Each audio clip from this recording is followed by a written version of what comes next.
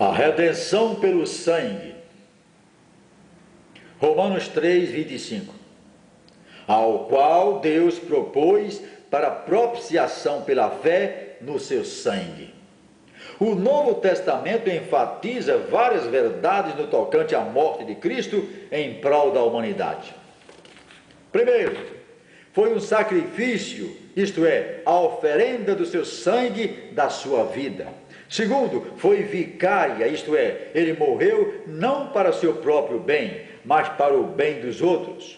Terceiro, foi substituinte, isto é, Cristo padeceu a morte como a penalidade do nosso pecado, como nosso substituto.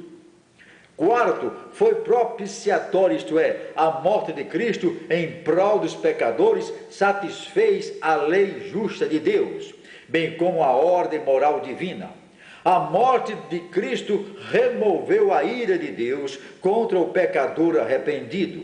A integridade de Deus exigia que o pecado fosse castigado e que fosse feita propiciação junto a Ele, em nosso favor. Pela propiciação no sangue de Cristo, a santidade de Deus permaneceu imaculada e Ele pôde manifestar com toda justiça a sua graça e amor na salvação.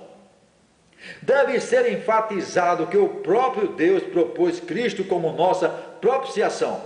Ele não precisava ser persuadido a demonstrar misericórdia e amor, pois Deus estava em Cristo reconciliando consigo o mundo. Quinto, a morte de Cristo foi expiatória, isto é, um sacrifício para fazer expiação ou reparação pelo pecado. Como expiação, o sacrifício visa a remir a culpa. Pela morte de Cristo foram anulados a culpa e o poder do pecado, que fazem separação entre o Deus e o crente. Sexto, foi eficaz, isto é, a morte expiatória de Cristo tem em si o poder de produzir o efeito cabal necessário da redenção, quando esta é buscada pela fé. Sétimo, a morte de Cristo foi vitoriosa, isto é, na cruz, Cristo triunfou na sua luta contra o poder do pecado, de Satanás e de suas hostes demoníacas, que mantinham o ser humano no cativeiro. Sua morte foi a vitória inicial sobre os inimigos espirituais de Deus e dos homens. Assim sendo, a morte de Cristo é redentora, dando sua própria vida como resgate. Ele nos libertou dos inimigos que mantinham a raça humana na escravidão, isto é, o pecado, a morte e Satanás, e nos libertou para servirmos a Deus.